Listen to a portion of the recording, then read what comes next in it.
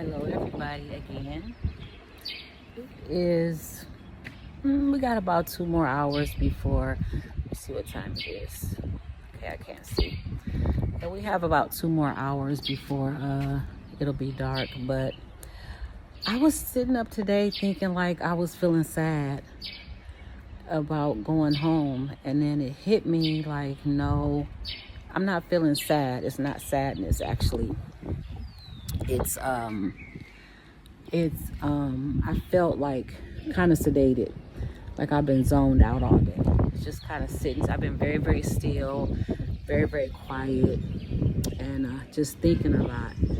So, and then I realized I feel sedated. I feel like somebody gave me a sedative, and the closer it gets to me going home, the more nervous I get and the more anxious I get, because the time is coming.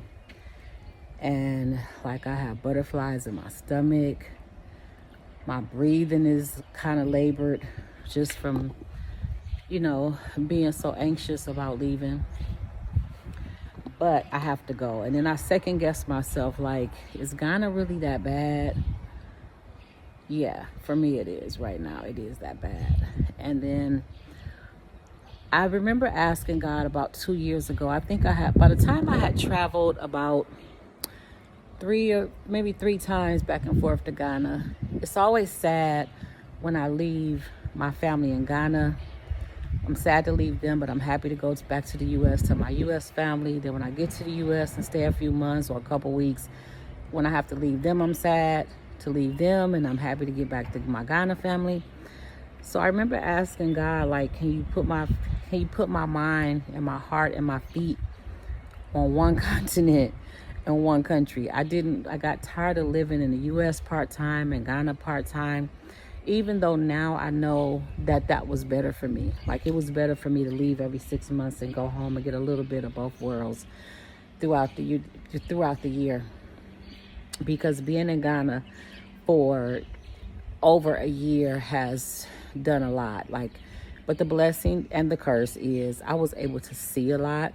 My ears heard a lot. I seen a lot. I heard a lot. I learned a lot. And this time, the bad outweighed the good in Ghana. You get to hear the truth from the locals, however it comes through. You get to see how they really feel about you being here, or Black Americans in general, because we are separated from them. They do make a difference in us, in themselves. But I've talked about that on other videos. But yeah, I just wanted to come on here and just share that real quick. My husband went to the store, to the market, to get something. It's a nice breeze out here. It's a really, really nice breeze. But anyway, it's about almost that time for me to get up out of here. And it's scary. It's scary because I believe this time I will never come back to Ghana. I'm not sure. Only God knows. But I just really can't see it. But I will see, how Ghanaians feel about us won't change, but the economy might change when the government changes, and Ghana might be a little better to deal with living here if the economy changes and gets better. Other than that, I'm going to sit here and probably get off of here and sit down and start thinking some more, because all I can really do is think. I'm really deep into my thoughts right now. But I hope you all have a blessed, wonderful Saturday. This is Saturday, June 22nd. And yesterday was my son's birthday, the one that passed away, my firstborn. And I don't know, I think the way I deal with it is I just don't think about it. I just don't think about it. I didn't post nothing about it.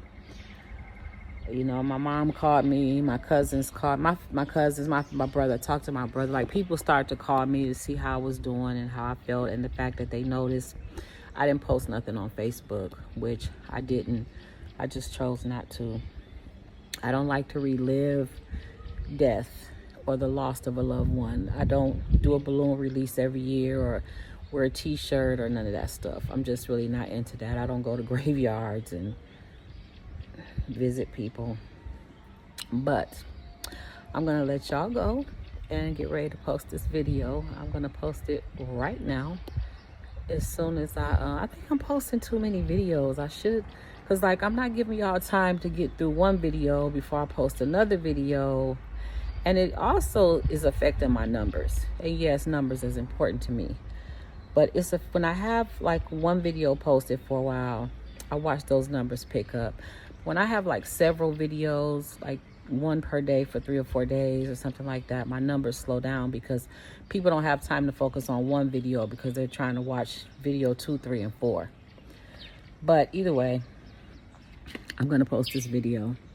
And I guess soon I will let y'all know where I'm at, my new location. I don't know when, but soon and very soon. I love you all. Talk to you soon. The crazy thing about this is Ghana doesn't treat a lot of countries in Africa, just hearing from different people.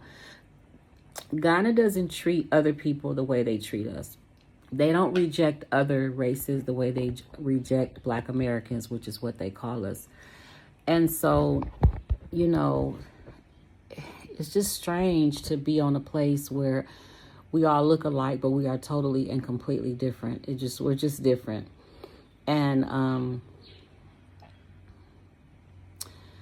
the Chinese, the white people, anybody, the Indians, anybody can come through here and buy land and buy Ghana up and do what they want to do, and it's not a problem. But as a Black American, if you buy land, they just fuck with you after a while. Like I said, they'll come through and say you don't own the land because so and so wasn't supposed to sell it. But you don't hear these stories coming from nobody but Black Americans. I haven't seen one person outside of an American, Black American, African American, whatever we want to call ourselves these days. Nobody outside of us is complaining about land issues or Ghana in general, just at all. And so it just makes me wonder always, like I've said this before, like, where is our home? We seem to be the only people in the world that really don't have a home. We're not welcome nowhere. Like, we're not welcome anywhere. Yeah, the United States is where I was born, raised, fed, educated, all that. But I know that we're not welcome there. And I don't know if that will ever change, but it's still home. And as much as I don't want to go back there, I'm going to go back to visit if I don't do nothing else. I'll never leave the U.S. for good. I have family there to go and see. But let me see. As much as I hate to go back there and live, that is home, and it's always an option to go back to the U.S. I don't ever forget that the U.S. is definitely home. If I didn't know that then, I know that now. I know that Africa, no part of Africa, is my home. I will not do a DNA test, like I said, because I don't give a shit about none of that. But anyway, I'm going to talk to y'all later.